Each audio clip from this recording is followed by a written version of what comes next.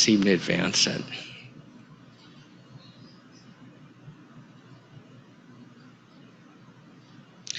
Okay, there's a bit of a graphic content warning, not much, but I don't want any of these slides to be triggering, so there it is. All right. So, as you all recall, George Floyd was murdered on May 25th, 2020, triggering the largest protests in U.S. history, calling for a racial reckoning. So 4 months later, the legislature passed AB 3121, creating the task force to study and develop reparations proposals for African Americans. The purpose of the task force is to, one, document the harm over the last 400 years, recommend ways to educate the public of our findings, and three, develop reparations proposals. So the 9-member task force was created, 5 members appointed by the governor, and 4 members appointed by the legislature. As you could see from the photo, I'm the sore thumb that sticks out here, and kind of like the guy that photobombed the task force group picture. But I learned a lot. I thought I knew something about American history, turned out not that much.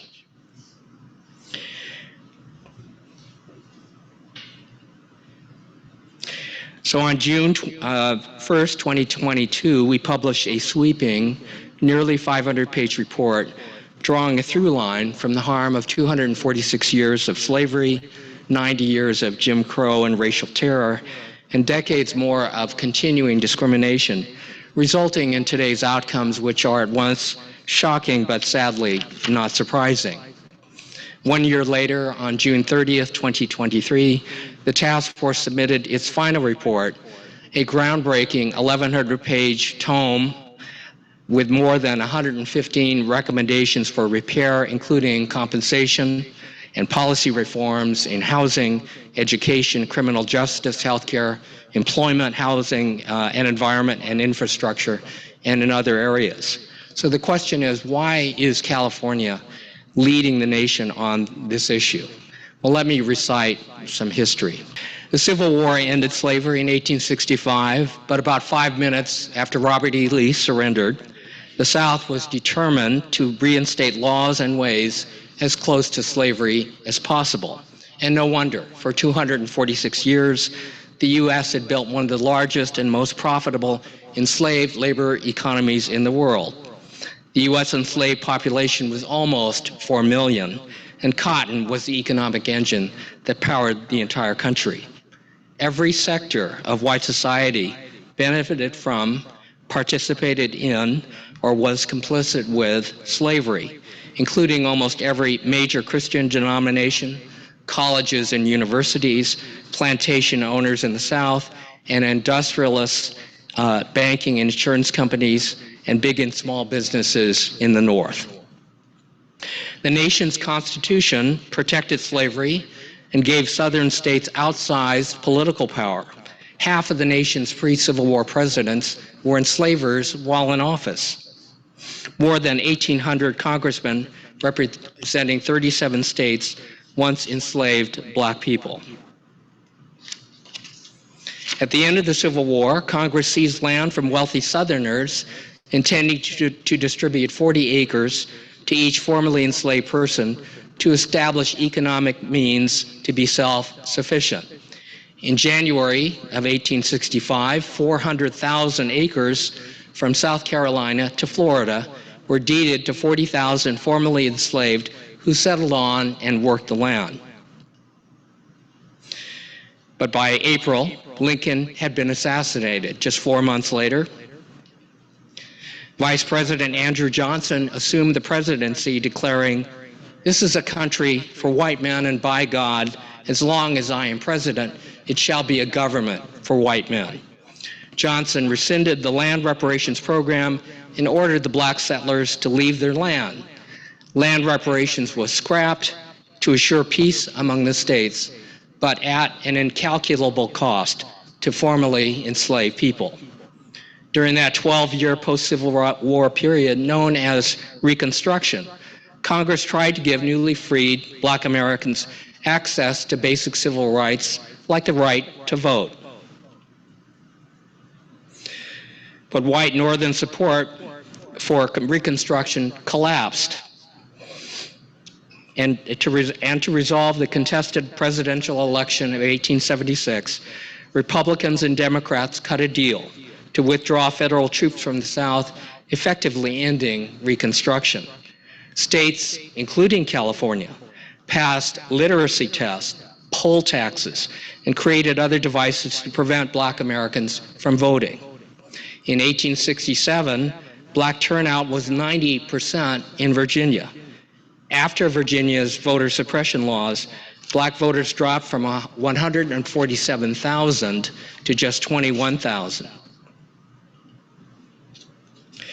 These restrictions secured the power of white politicians, allowing them to block hundreds of civil rights laws, and well into the 20th century, excluding black Americans from the country's most important rights, creating America's middle class, such as Social Security and labor law protections. And racial terror followed. There were more than 6,500 documented lynchings nationwide between 1865 and 1955, and that is most assuredly an undercount. We think of California as being an enlightened state, but while California entered the Union in 1850 as a non-slave state, it was plenty complicit with enslavers entering California during the gold rush and taking their human property with them. In 1849, California's anti-slavery state constitution meant little because it was not a crime to keep someone enslaved.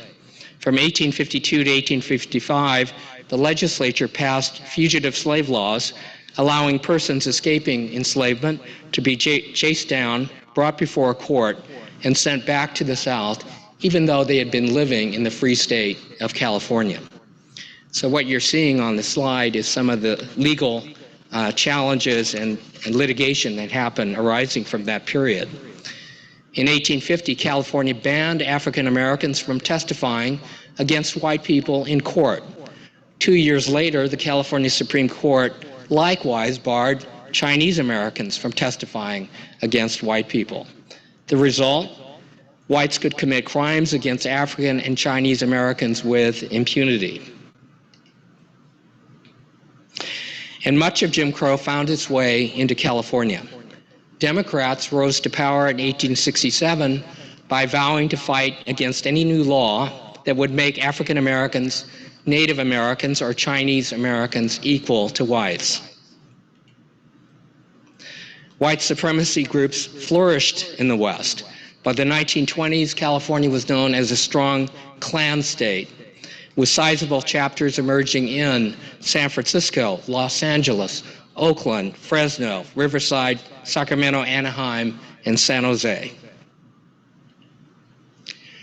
During much of the 20th century, federal, state, and local government officials working with private individuals actively segregated America. Here you see a redlining map of the city of Oakland. This goes back to the 1937.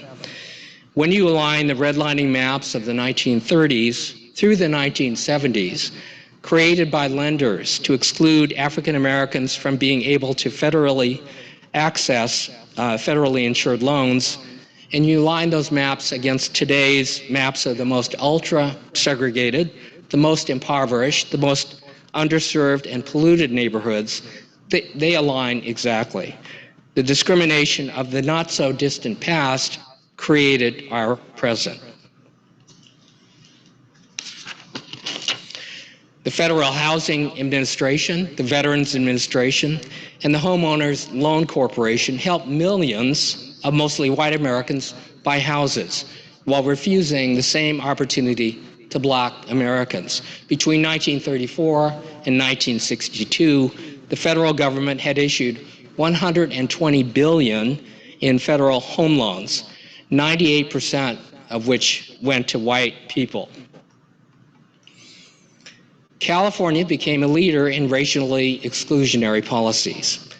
By the 1940s, 80% of the homes in Los Angeles contained racially restrictive covenants barring black families.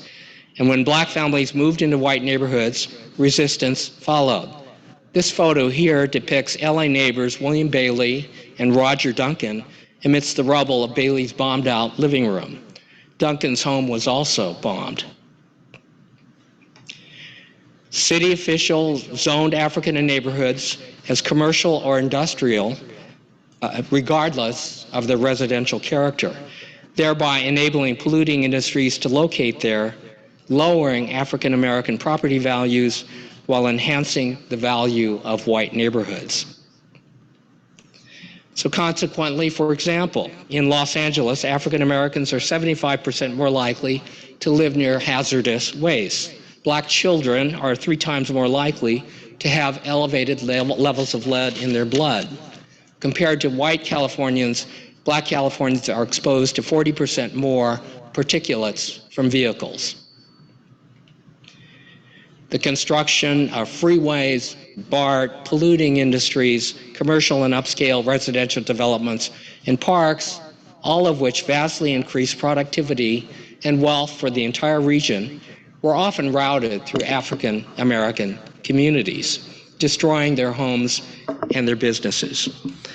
One study in 2007 found that between 1949 and 1973, there were 2,532 eminent domain projects in 992 cities, resulting in 1 million people being displaced, many never to become homeowners again, 2/3 of whom were African American.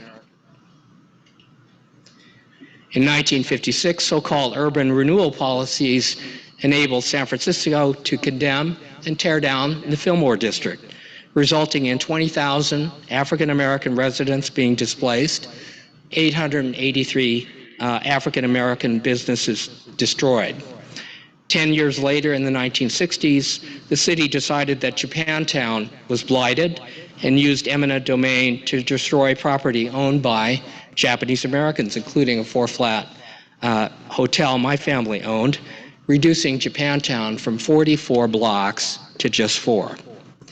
Likewise, in the 1960s, Hayward wiped out an unincorporated area known as Russell City to make way for a huge Calpine power plant, and 1,400 black and Latino residents lost their homes, many never to become homeowners again.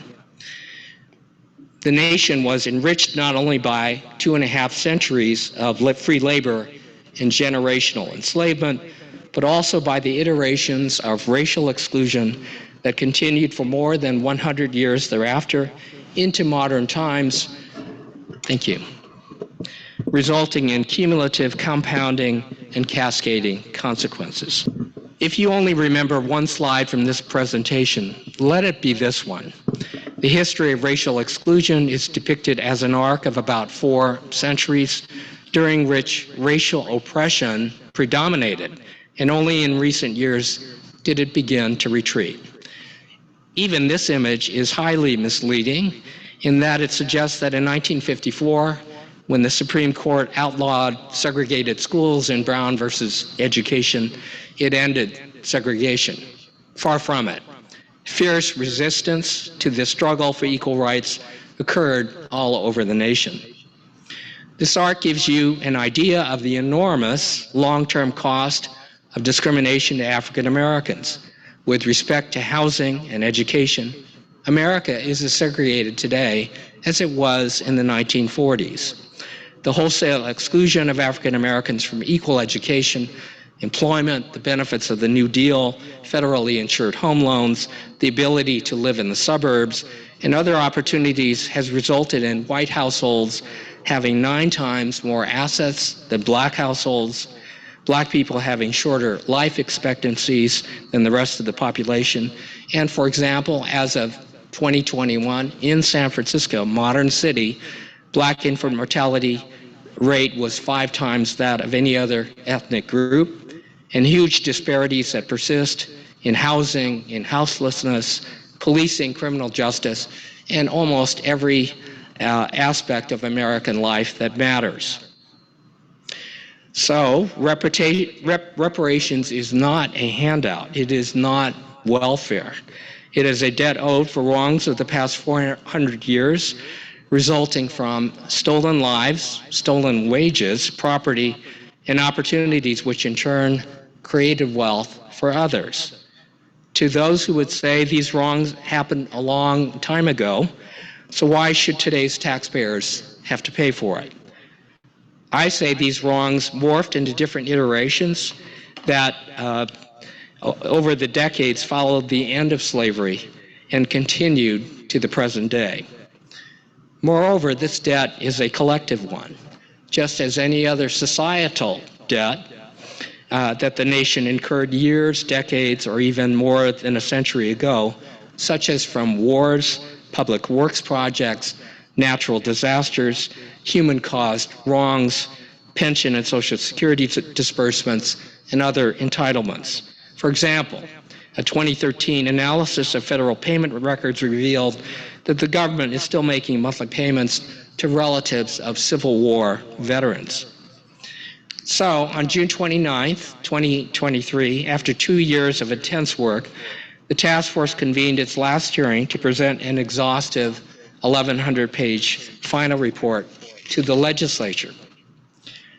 I want to say, despite media erroneously reporting that the state task force had recommended specific compensation of $1.2 million or even billions, we have never recommended that the state pay any specific amount. This is in contrast to the city of San Francisco's own task force, which was completely separate from the state of California task force, in which it recommended some $5 million in compensation to eligible Black San Franciscans. What we do present in our task force is over 115 proposals for the legislature to consider. Yes, individual compensation is among the recommendations for descendants of persons enslaved in America, but by far, the overwhelming majority of the proposals involve policy reforms in healthcare, housing, education, employment, criminal justice, and other areas reflecting huge and growing disparities. And the final report is free online. If you just Google California Reparations Report, there it is. It is now up to the legislature to determine a feasible approach spanning years. This can't be a one and done, to address harms that have been decades, if not centuries in the making. So correspondingly, the repairs have to be long in the implementation. I want to say the task force did hire 4 economists to do some number crunching to determine and put an economic cost on the harm. And the economists looked to the areas where there was data where you can actually make an economic calculation. And for many of the harms, there isn't any. Like for lynching, how do you calculate the economic harm of that? But for example, for eminent domain projects, I mentioned the Fillmore district, of where 20,000 people were displaced. There's data. You can actually know the value of those homes when they were condemned. You can calculate how much the residents were paid. You can make a determination in general, were they ever to become homeowners again. You can make a calculation of what the worth of the land is now. And if you just took that one instance of the Fillmore district, that number is jaw-dropping. It is ginormous. And so we thought it was important because, thank you, I'll just have to prop this up. We thought it was important because America needs to know and get some idea of what the economic harm is. And that's never been done anywhere in America. And so when the numbers come out, they're unaffordable. They're huge. But we never did say, okay, now the state has to pay that amount. We simply said, here's 115 proposals. Legislators legislate. And it's up to you to make a determination of whether individual compensation has a priority over, for example, reducing black infant mortality in San Francisco. And so within the context of economic times, in good economies and bad, we felt that government has to come up with a plan to address this on a fairly consistent and constant basis. As the only member of the 9-member task force who is not black, I'd like to think that I was appointed by the governor because I'm smart, I'm good looking, but not the case. I'm sure the reason I was appointed, the actual reason, is due to my work in the Japanese American redress and reparations effort, one of the few instances in modern American history where the government acknowledged a great wrong and put some money behind the apology. So, as Patricia mentioned, in the 1980s, I served on the legal team which successfully reopened the 1944 U.S. Supreme Court of Korematsu versus the United States, which upheld at that time the mass incarceration of almost 120,000 Americans of Japanese ancestry, including, my mother and my father and your families as well. So as you know, when Roosevelt issued Executive Order 9066, authorizing General John L. DeWitt to order the roundup of Fred Korematsu, and others, Fred Korematsu, born in Oakland, California, refused to comply. He was arrested, tried, and convicted of the crime of being Japanese American. He appealed, and his case wound its way to the Supreme Court. In defending against Fred's challenge, the Army claimed that Japanese Americans were spies and saboteurs. But as no Japanese American during the entire duration of the war was ever charged with espionage, let alone tried and convicted, the burden fell on General DeWitt to issue a final report to prove that what he did was justified. There was only one problem. It was entirely made up, and the government knew it at the time. The Solicitor General, a guy named Charles Fahey, exhorted the court not to second-guess the judgment of the military, that incarcerating these Americans made the nation safer. But instead of demanding proof of wrongdoing, these justices reasoned, if a military commander tells us mass incarceration without trial makes the nation safer, we believe him. That landmark decision has been long remembered as a civil liberties disaster. Decades passed. Ann knows my parents rarely talked about their bitter experience until one day, 1982, I showed them secret wartime intelligence reports and memos that had been surfaced by Peter Irons and Aiko Yoshinaga Herzig. These documents had been misfiled in the Commerce Department and forgotten for almost 40 years. These reports revealed a scandal of epic proportions. As government lawyers prepared the defense against Korematsu's appeal, they called up these intelligence reports from the Navy, from the FBI, from the Federal Communications Commission, expecting to find evidence that would corroborate DeWitt's claims that Japanese Americans were spying. To their shock, they found the opposite. These reports categorically admitted that Japanese Americans had done no wrong, that there was no reason for the mass removal, and that the Army was engaging in, quote, intentional falsehoods. Alarmed government lawyers turned into whistleblowers, writing memos urging the Solicitor General and the Assistant Attorney General that they had a duty to disclose these official reports and not to lie to or mislead the Supreme Court. They were ignored. This exonerating evidence was suppressed and altered, and one crucial report was even ordered burned. The Solicitor General stood behind the fabricated assertions in DeWitt's final report with full knowledge that every intelligence agency had debunked its claims. 37 years later, our legal team argued that a fraud in the U.S. Supreme Court had been perpetrated by the government And in 1983, in a federal district court packed with camp survivors, the federal court ruled that the government had lied, had falsified evidence, and threw out Korematsu's criminal conviction for refusing to be locked up. This ruling boosted our 20-year movement for reparations. Over the years, I've wondered how hatred of Japanese Americans could be so virulent as to cause all three branches of government, each is designed to be a check and balance on the excesses of each other, to fail so spectacularly in upholding the principles of democracy.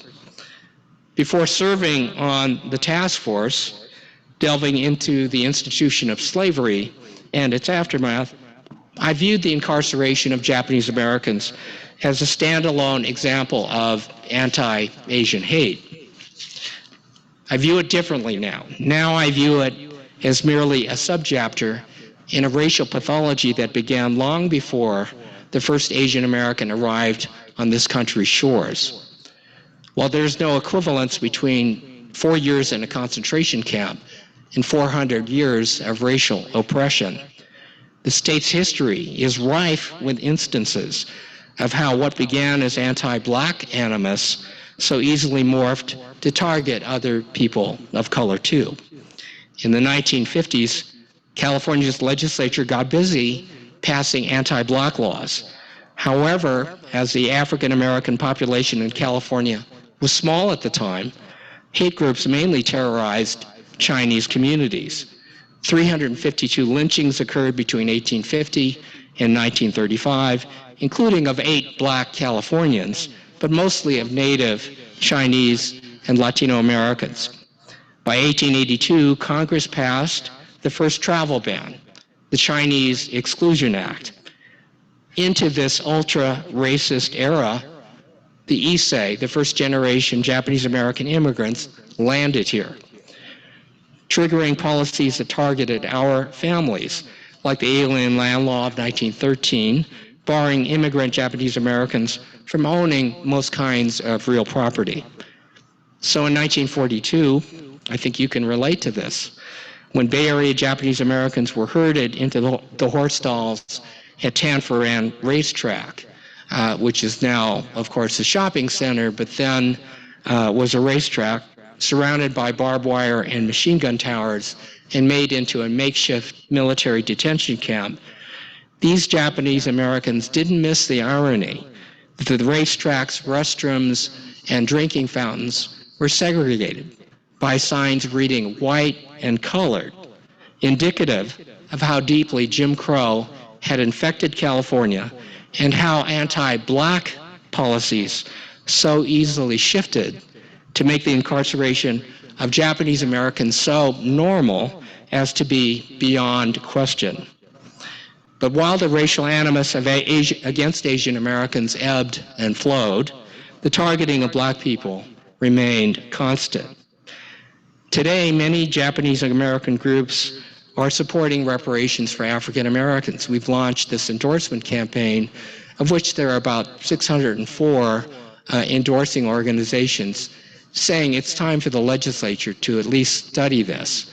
Over 50 of those organizations are Japanese American, 80 are from the AAPI community.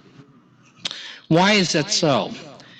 Let me answer that by juxtaposing two seemingly unrelated historical events. One, the Topaz Museum is in the midst of preserving in terms of this history. In 1943, 63-year-old James Wakasa was confined at Topaz concentration camp, along with Fred Korematsu, my mother and father, and about 10,000 other Americans, maybe your families too. One evening, Wakasa took a stroll along the camp's barbed wire perimeter. A sentry atop a guard tower 300 yards away took aim and fired, the bullet striking Wakasa in the chest and killing him. No inquest was held, and the guard was exonerated after claiming Wakasa was trying to escape. 2 years later, same era, 1945, O'Day Short, his wife Helen, 7-year-old Carol Ann, and 9-year-old Barry moved into a house they built in Fontana, California. Sheriffs warned Short they should go back to their black neighborhood. His real estate agent advised, "Vigilantes had a meeting here last night, and if I were you, I'd get my family out of here." 2 weeks later, an explosion engulfed the house. Neighbors saw Helen try to beat back the flames, consuming her children. All family members died. The San Bernardino County District Attorney concluded it was an accident. The California Attorney General concluded that no evidence of vigilante activity could be found in Fontana. Question is, other than the fact that these events occurred just within 2 years of each other, what ties them together? The answer, I think, is that the hate resulting in the deaths of James Wakasa and the Odell Short family has its origins in the racism that propped up the institution of slavery and its aftermath. Slavery has existed for thousands of years, but it was only in the past 400 to 500 years that white Europeans developed a type of enslavement based on skin color that was permanent, it was inheritable, it was multi-generational, and it's upheld by a culture of white superiority. Once the culture of 1619 used race to dehumanize people to the level of pigs and goats, in the words of Martin Luther King, thingifying them, then the most terrible crimes against humanity could follow without a second thought. Following the end of slavery, this cultural norm, valuing white lives above all others, morphed into forms of hate that put a target on the backs of not just African Americans, but other people of color, including James Wakasa. Simply put, if you can thingify black people, then demonizing any other disfavored group du jour is easy. Slavery begat the cultural foundation of America's racial hierarchy of white people on top, black and native people on the bottom, and everybody else somewhere in between. And as long as that racial pathology that originated in 1619 remains unreckoned, that the racial hierarchy that it spawned will numbingly recycle. We need only to look at recent history to know this is true. When Asian Americans were blamed for the Chinese virus, when Mexicans were called drug dealers and rapists, when Muslims were labeled as terrorists, when white supremacists declared that Jews and immigrants are poised to replace them, when LGBTQ people were demonized, and when one more African American among countless others was killed during an encounter with law enforcement, and it barely evoked a shrug because it is so normal. Japanese Americans know how crucial reparations were in healing our community from this great wrong, and in teaching America how easily democracy crumbles when conspiracy theories, fake news, and racism shouts louder than the Constitution. As we remember, the image of Confederate flag-toting insurrectionists smashing their way into the Capitol and hearkening back to a racial, social, and economic order that should have ended with the Civil War, we realize much is at stake in 2024. No, our response to this recycling pathology cannot be a shrug. This time we need to trace it back whence it originated and repair the cascading harms that flowed from 1619 and era to era thereafter that followed. For Americans who are not black, but from time to time who have found themselves in the crosshairs, people of color, religious minorities, women, immigrants, the disabled, LGBTQ folks, we understand that we owe a debt. The Black Civil Rights Movement, at an enormous cost to those who led it, broke through the doors of exclusion, and everybody else walked through them. Moreover, we can learn from the organizing efforts of our own community that cast reparations not as a demand from an aggrieved minority, but as a justice issue, holding the nation accountable to its professed ideals. We can walk in the footsteps of black leaders who supported reparations for Japanese Americans, including Congressman Mervyn Dimely, Congressmember Yvonne Braithwaite Burke, Congressman Ron Dellums, and the Congressional Black Caucus. So my pitch to everybody on this meeting and anybody who will listen to me and even folks who won't listen to me. Let's not be complicit with centuries-long, unacknowledged and continuing wrongs. As with our struggle for justice, let's take part in making history instead of being its bystanders.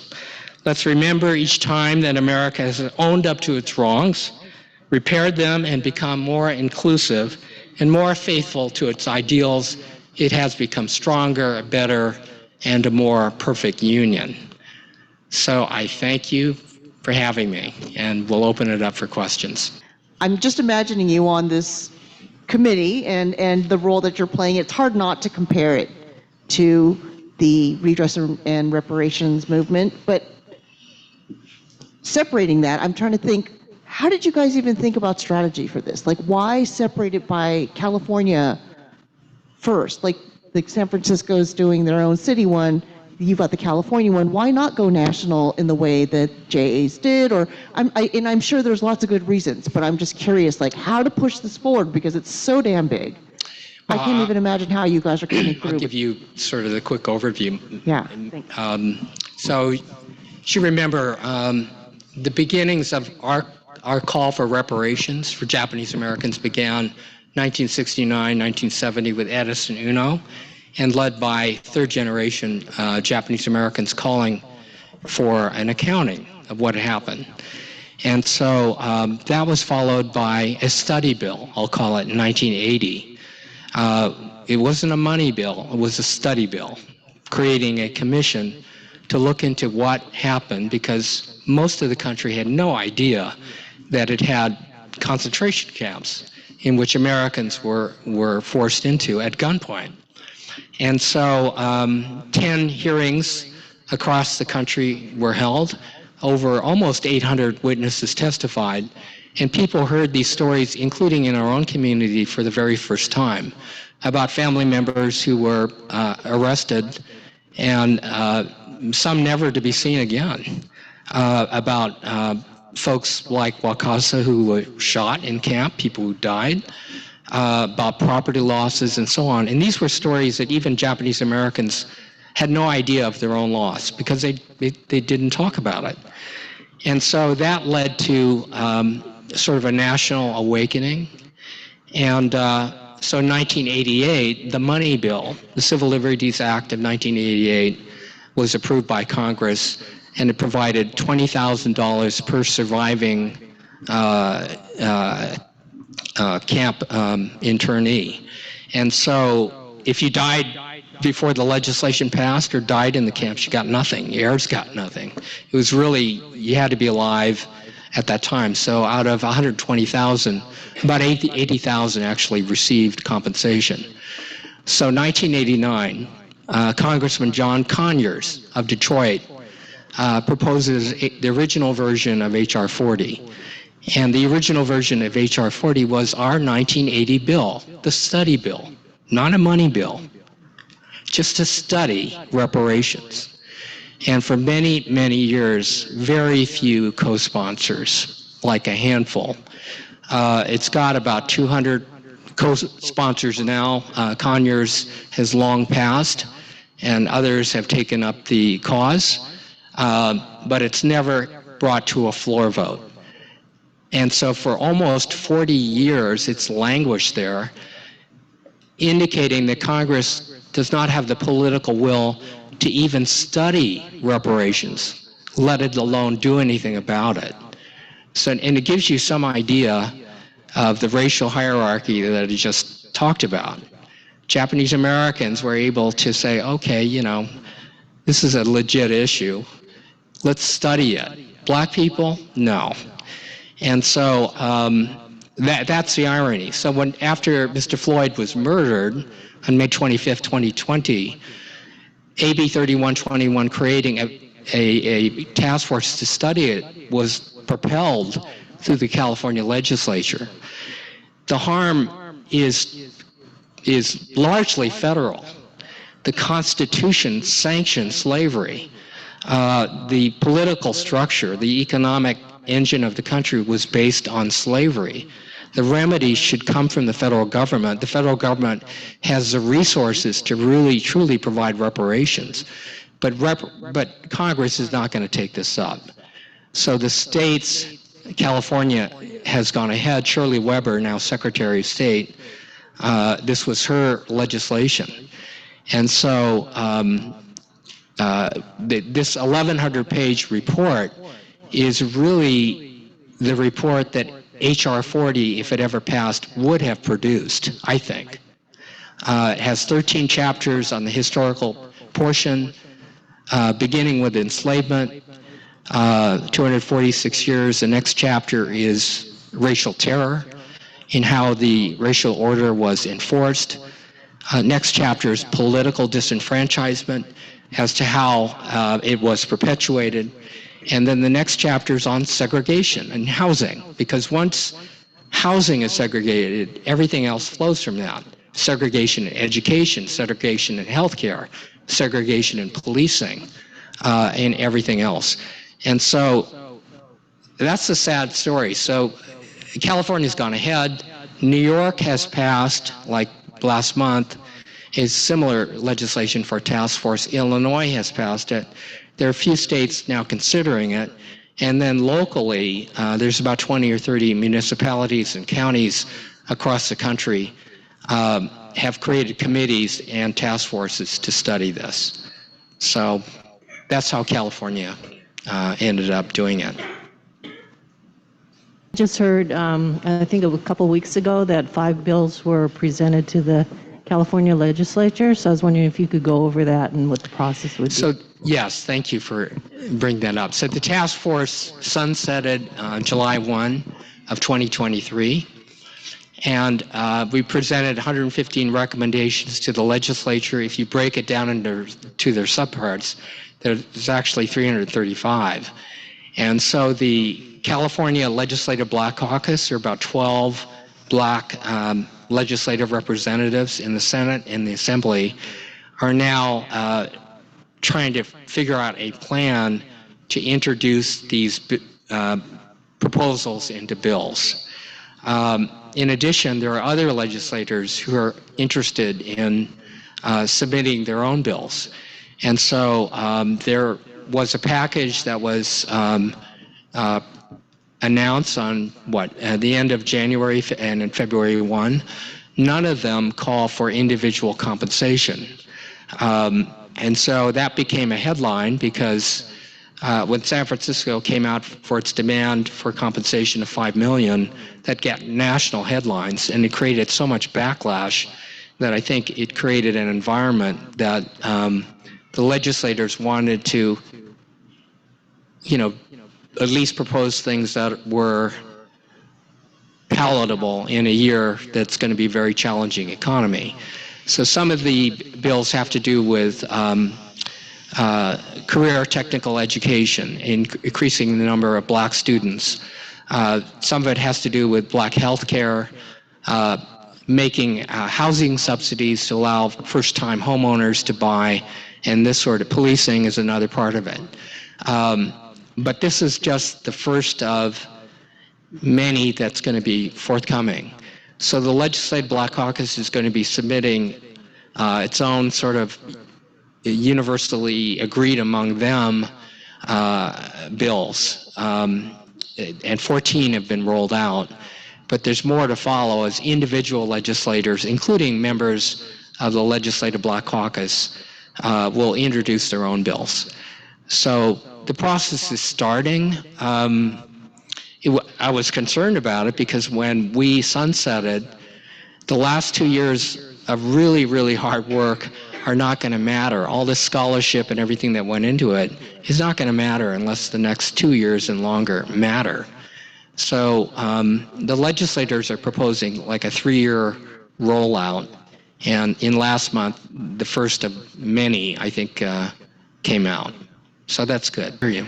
In Oakland, there's been a dispute amongst organizations about how African Americans are defined, because Oakland has a very large population of Caribe blacks, Latin American blacks, West African and East African blacks, and Ethiopian, Somalis, and Eritreans. How did the task force handle the definition of who is targeted as for these reparations? Yeah, so this was a very controversial issue in the task force. About 14% of America identifies as African American. About less than 6% of California's population. About 10% of that population are immigrants, black immigrants. Some come from histories and societies steeped in slavery, whether it's the Caribbean, South America, Haiti, Cuba. Other immigrants have come from parts of Africa that did not have that history tradition of slavery. And so the issue was in this, and I had to be educated about this controversy, frankly, about what should be the beneficiaries of reparations. And in March of 2022, I believe, a monumental vote was taken.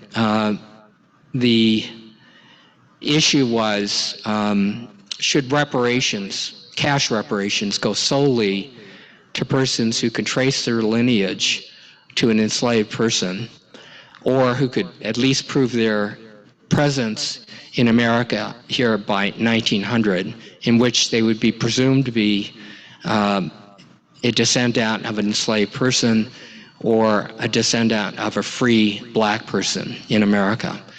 And it's because there was zero immigration, probably zero prior to 1900. And so in a vote 5-4, that's the way it came out. I happened to be on the losing side of that vote because I felt that anti-black animus, it doesn't separate people on the basis of lineage. At the same time, however, I also felt that descendants of black Americans enslaved in America needed reparations. They need to be addressed. And that's the one group that has been ignored. And ironically, I think they've opened the door for just about everybody else, but have been left behind. And so I thought the task force could do both. But that wasn't the way the vote, the sort of proposal was framed. It was kind of an either or. And so I think as a practical matter, the task force came together at the end unanimously out of the 115 proposals, including compensation going to persons who could demonstrate lineage to that enslaved population of 4 million at the end of the Civil War. 100%.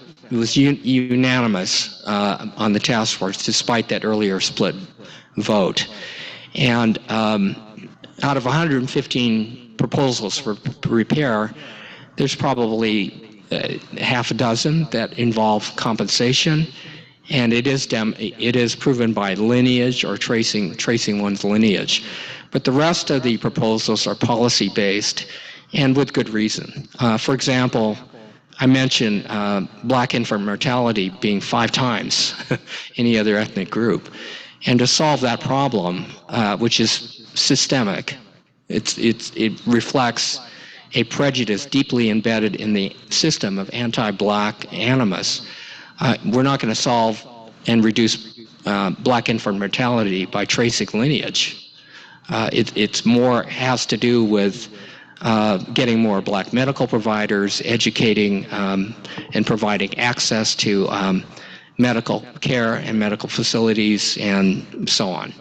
And so the task force effectively is sort of addressing both things. Repairing an ignored class of harmed people, which are descendants, but also recognizing that police stops, for instance, a police officer probably not going to ask you, are you a descendant of an enslaved person? Probably the only thing that mattered is if the person's color. I don't think, it mattered to Derek Chauvin whether George Floyd was a descendant or a black immigrant. I think the only thing that mattered was he was black.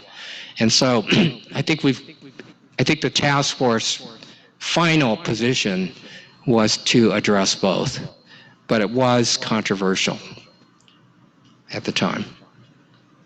Did the task force make recommendations about the struggle to just educate the community at a very basic level about U.S. history? Because most people don't know the history of racism and what this country is based on, or they think they do, but it's extremely superficial.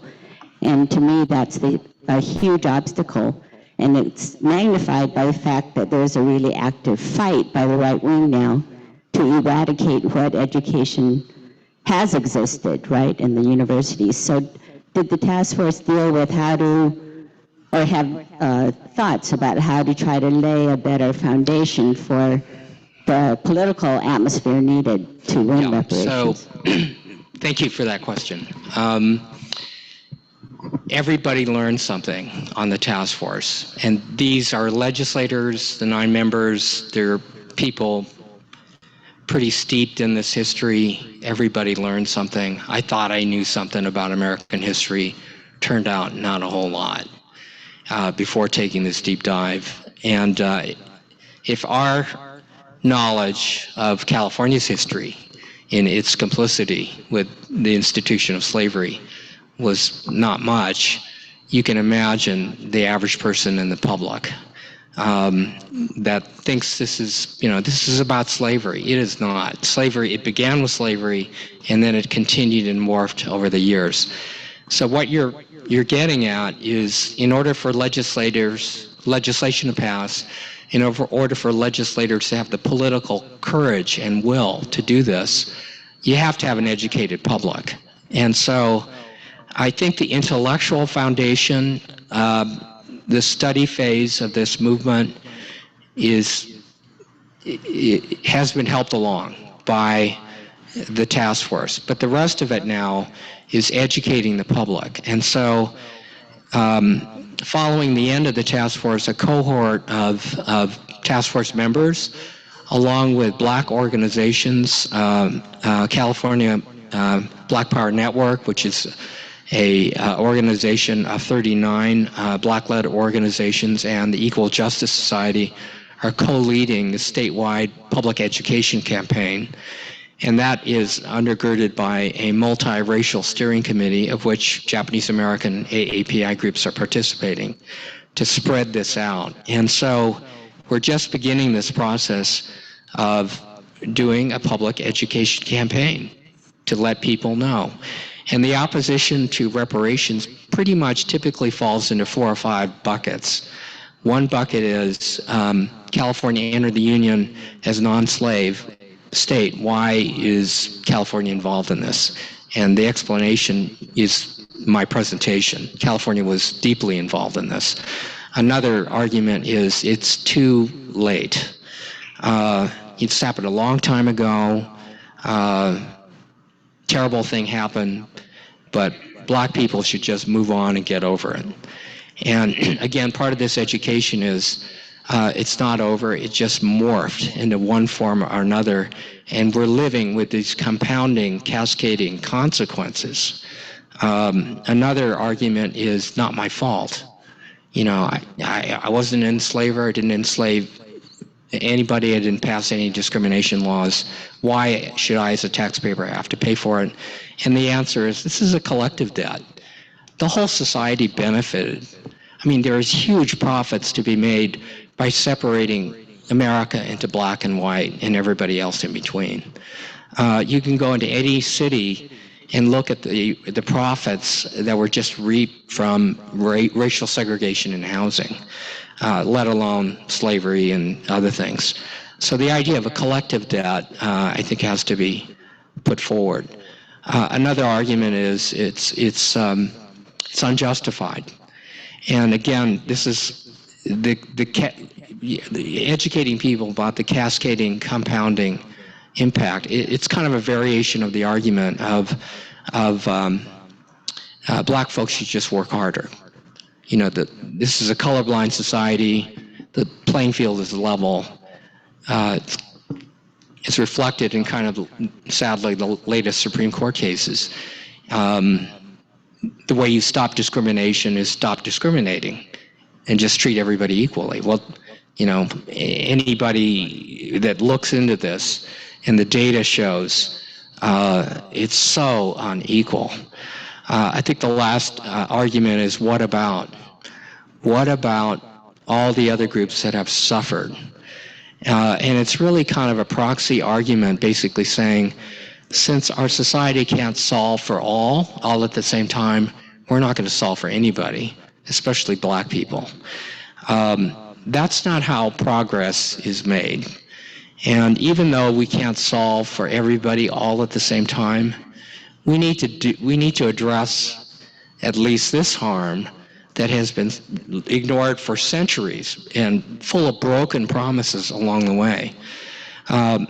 And in doing so, it does create a precedent for other groups to follow.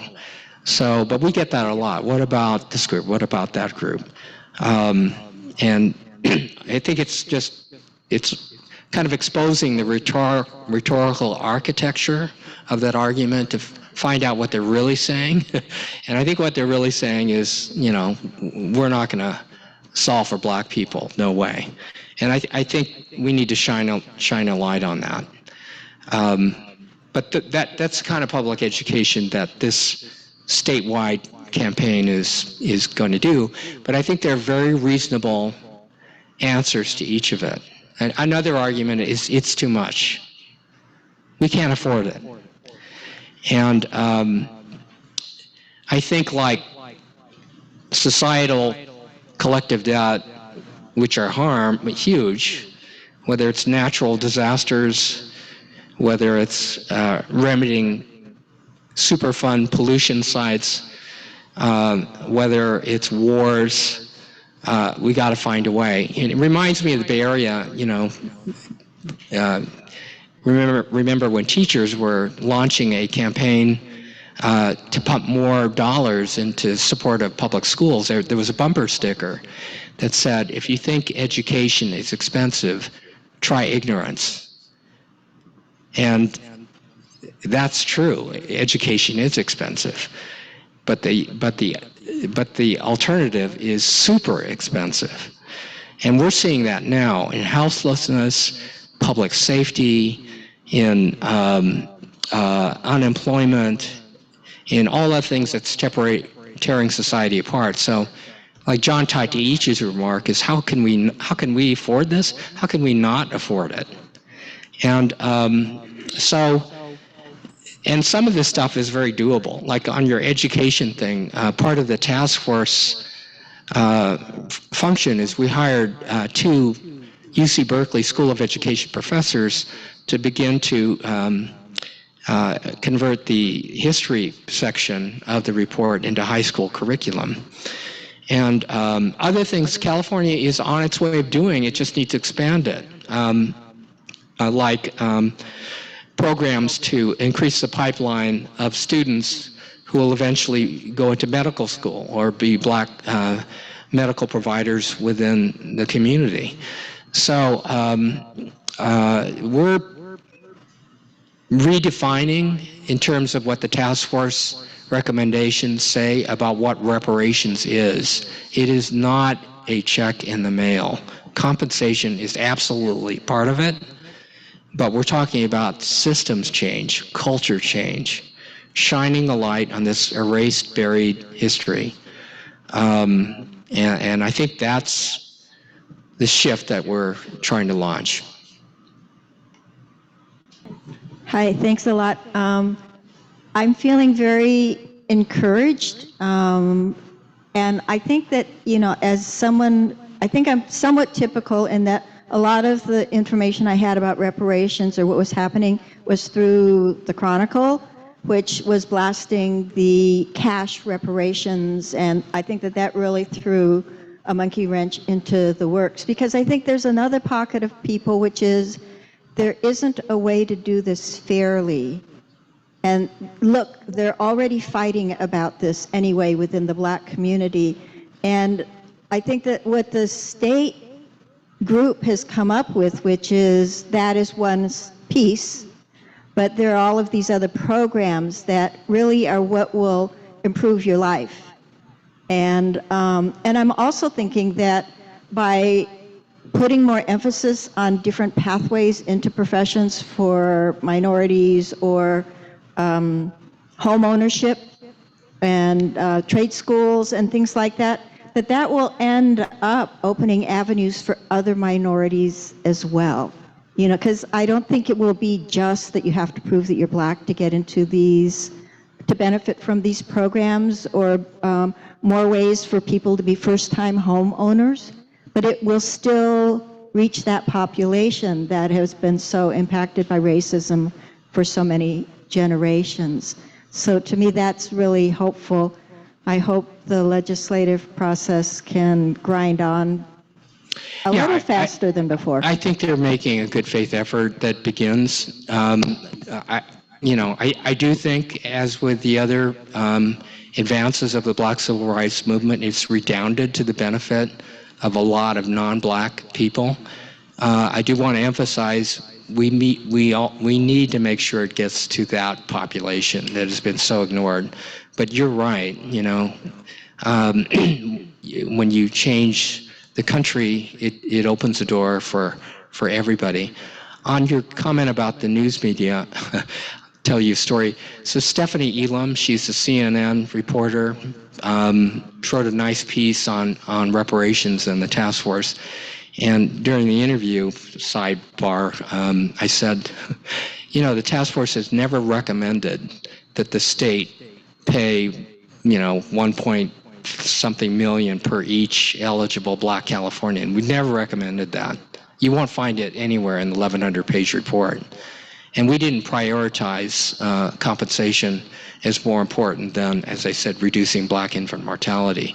We just said, here's a menu of all the things that the legislature can begin to address. And I said, why doesn't the press cover that? And she said, I've told that to my editors. But they love the compensation story. And there's, we live in a society in which all the economic incentives for journalism is going the wrong way. It's based upon how many clicks you can get, how lurid and sensational the headline could be. And so that's, it's like another adage, if it bleeds, it leads. So the most lurid, the most sensational, the most violent, the most, emotional headline is the way it's been handled. So that we are swimming upstream, but there is a reasonable explanation that we need to float out there. And so we're doing our best basically to begin, getting those pieces out there. First, I want to apologize. I live in Pleasanton, and getting over on 680, they're building everywhere, and I apologize for being late. My name is Marvin Gibson, and I worked here in Oakland for 24 years with Center for Elders and Independence as our, one of their marketing directors. But also I served with Brotherhood of Elders, and they're also on the panel as well. But one of the things I want to say is how much I appreciate not the fact about reparations, but just the context of how it's being communicated. And I think this is extremely valuable. And as an African American, but also an African American, been married to Japanese for 34 years. And I served on as one of the board members for Japan Pacific Resource Network for 22 years, and the last 8 years of that as their president of their board. The dialogue that we're having here is unbelievable, and I can't say how much I appreciate it. Thank you. Well, thank you, and shout out to the Brotherhood of Elders, and the leadership there that's done so much to lift up, especially young Black men. So I think that's really important. Hey man, I'll go to anywhere of folks who will listen to me. Believe me. Question, it's really a commendation. Thank you so much for your information and for your presentation and the way you describe and think through answers and provide a format for discussion. I really think the sense of reparations is so vast that it's really hard to grasp. And yet there are so many things that are right at hand, so in front of you, in your face, that are unjust, like the terrible infant mortality of Blacks and maternal mortality and all kinds of figures that really show a terrible disparity in our society that should be addressed just for pure justice that would go a long way. And I'm really grateful to you for making that presentation. Thank you so much. Thanks for listening. So I feel much more equipped to talk to people in an intelligent way about, the broad scope and other ways of looking at reparations. But 1,500 pages is a lot. So what can you recommend? Because I'm most interested in hearing about the different proposals or the different areas of proposal. Is there like a short version of that, or is that what's coming? There's an executive summary in there.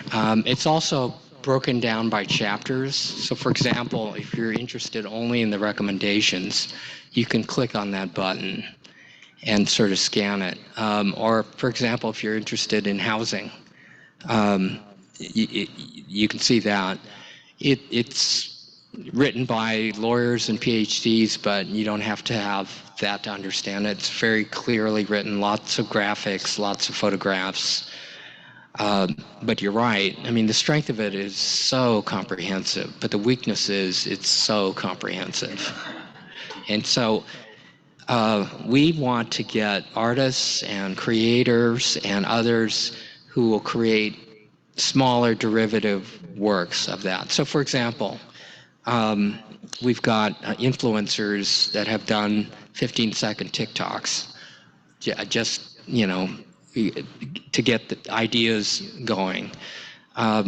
There's KQED. If you Google KQED reparations, there are 3 or 4 12-minute mini documentaries on this, including one on the task force. It's really well done, really compelling, and it's only 12 minutes long. I'm going to do some trainings for those who are not African American, but want to do some trainings as to what's the retort to the most common opposition arguments. It's too late, it's too much, it's what about, I'm working with some of the groups to put on a seminar that will be on Zoom, to cover that. So this campaign that I'm working on is working to develop, easier tools to get the information out. Something a little controversial, but has your task force actually discussed more like how's this taking to fund these rollouts of all these proposals that the task force has come up with? Because she's right, 100, how many thousands of pages, it's going to be difficult for even the common person to actually, communicate with other people and have similar conversations that we're having here are on very controversial in some communities, and also the lack of education. I mean, real education. I mean, I'm someone like Michael Omi that spoke for ethnic studies something like 50 years ago, and all that has like evolved and has evaporated in some states.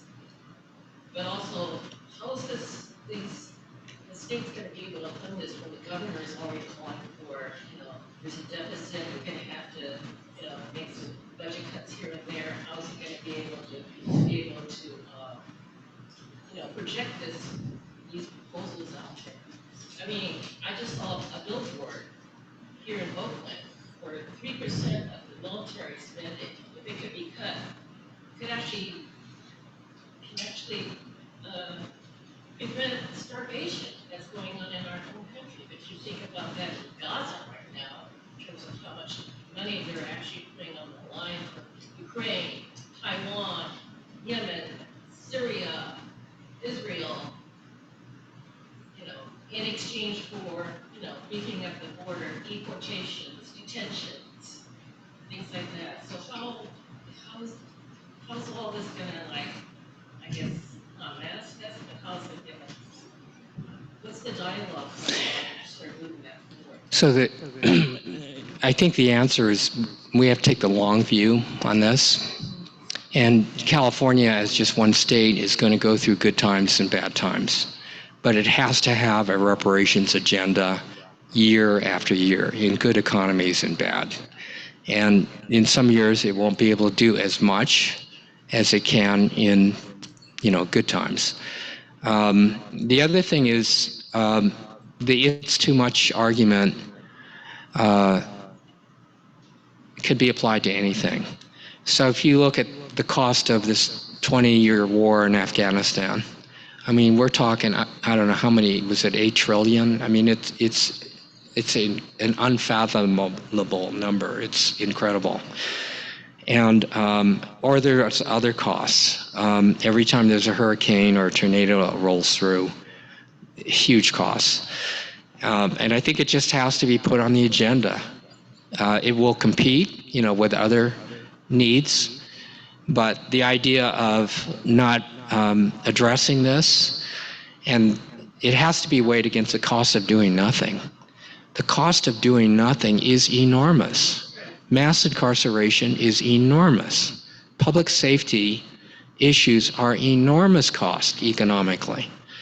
And so there has to be voices beginning to make that argument, but they'll always be in competition. I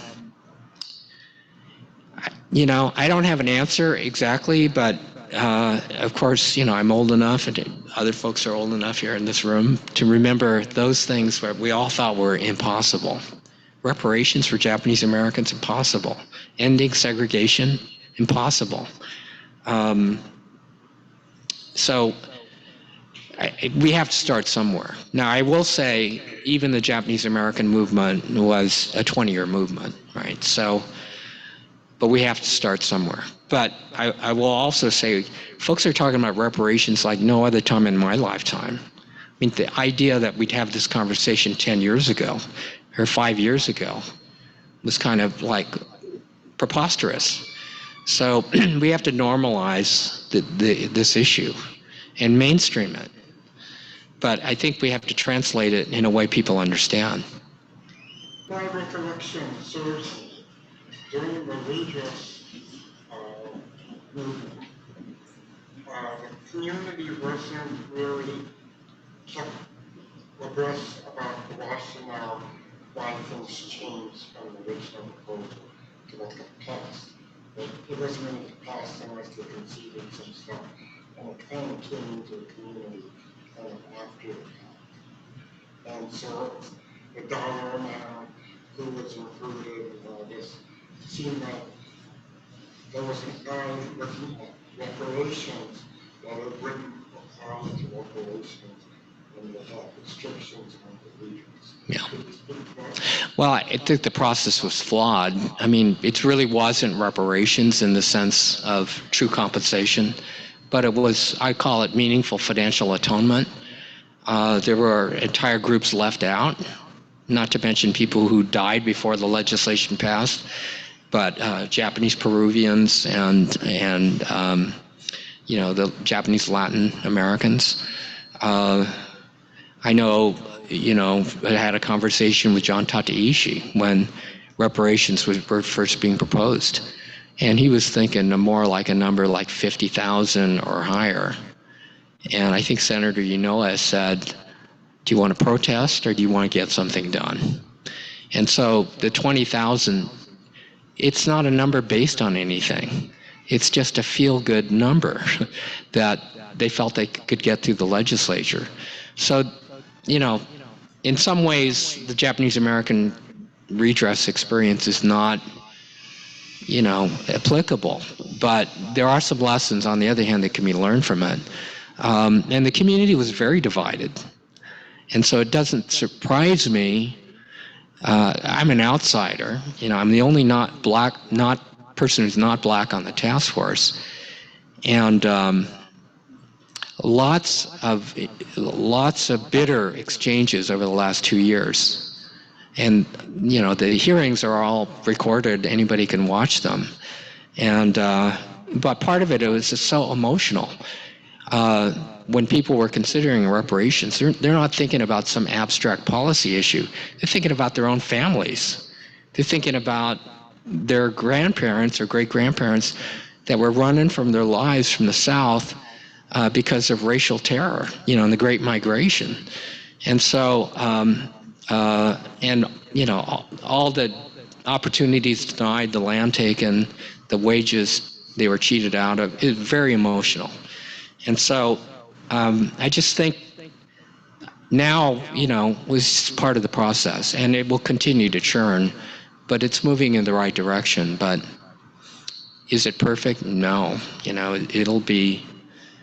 It'll have its difficulties. So we thank you very much. We kept you Way here for over. a long Q&A. We will still be here. Please stay if you have more questions. We do have more questions over there. I can't thank you enough. It was so comprehensive. And I'm so glad to hear that you will continue to do more of these presentations. So Absolutely. thank you very much. Thank you.